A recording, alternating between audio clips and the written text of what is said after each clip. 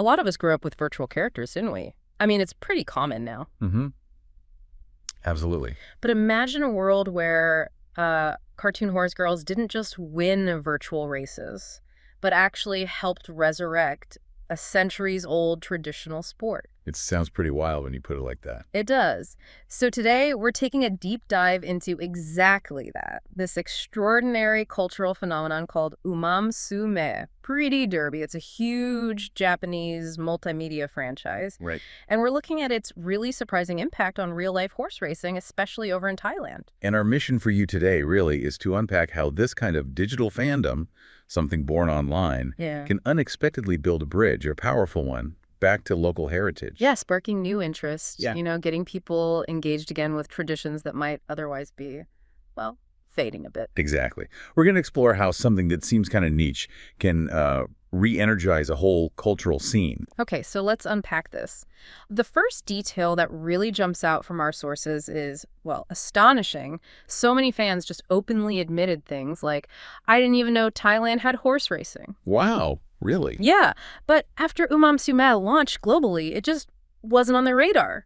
This perfectly shows how the game kind of accidentally introduced fans to a sport in their own backyard they knew nothing about. And we should mention, this game isn't just like a simple racing thing. It's complex. Oh, definitely not. It blends idle training, strategic breeding elements, and really deep character stories for each horse girl. Which builds that emotional connection, right? It goes way beyond just watching a race on screen. Exactly. And what's so fascinating here, I think, is how a global digital trend like this can shine a really bright light on local traditions. It makes something that was maybe invisible or just ignored suddenly visible and, well, exciting for a whole new audience. Right. Because before this game, Umamusume, our sources suggest Thai horse racing was facing some real challenges. Mm-hmm.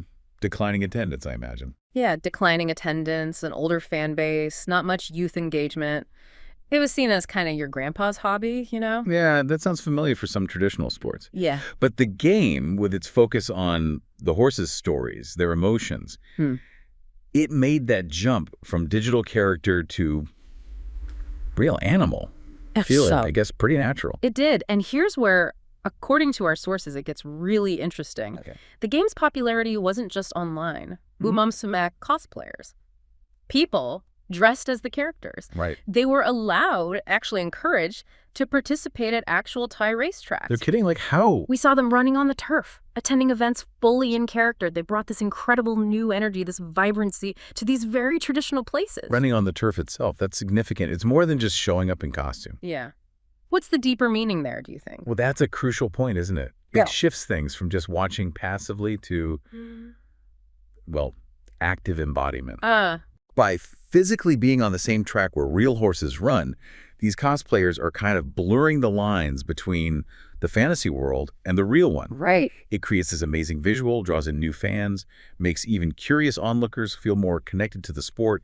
It's a much more visceral connection than just, sitting in the stands. So it literally brought the fantasy to life on the track, made it an experience. Precisely, a shared experience. And this wasn't just about cosplay adding color. It sparked a genuine cultural revival. How so?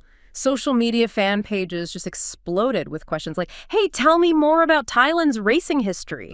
So the curiosity went beyond the characters. Exactly. And it pushed local racetrack associations, which maybe hadn't done much outreach lately, to respond. They started sharing historical info, promoting events. They stepped up? They did. And our sources show this actually led to a noticeable jump in online searches for things like Thai horse racing history and where the local tracks were. You can directly link the game's release to this new local curiosity. That connects perfectly to the bigger picture. That fan aha moment sums it up, doesn't it? You play Umamusume. Right. You get invested in the horses' stories, their struggles, their triumphs. Yeah, those backstories are detailed. And you think, I want to see real horses run. And then the realization hits. Wait a minute. We actually have those here, too. Yeah, exactly. That emotional investment from the game translates directly into wanting that real-world connection. And Thailand is just such a vivid example of this whole trend. It shows how Umamusume is getting fans all across Southeast Asia interested in exploring horse racing again. It's blending that digital passion with traditional culture. And basically reviving a sport that was, well, struggling to attract that younger crowd. Exactly. A crucial new demographic. So what does this all mean for us listening to this? What started as this fairly niche Japanese game has become this powerful cultural catalyst. It's not just reviving local racing culture, it's welcoming whole new generations of fans. It's built this dynamic, really unexpected bridge between digital media and a very traditional sport. And this whole phenomenon, I think, it reminds us that shared passion doesn't really matter where it comes from, a game, a movie, anything. Yeah. It can unite communities in powerful ways. It sparks curiosity, real curiosity, and it can even help bring back these long-standing traditions that maybe seem like they were on their way out. It just shows how culture finds these surprising paths sometimes. Absolutely. So for you listening, maybe this raises a question. What other unexpected digital trends or global phenomena might be out there fostering connections to local heritage or traditional practices in your own community? Yeah, maybe things just waiting for that right spark. Exactly. Waiting to be discovered. Something to mull over until our next deep dive. Thank you so much for watching. If you enjoyed this video, please like and subscribe for more. Check out our other videos for more stories you might enjoy.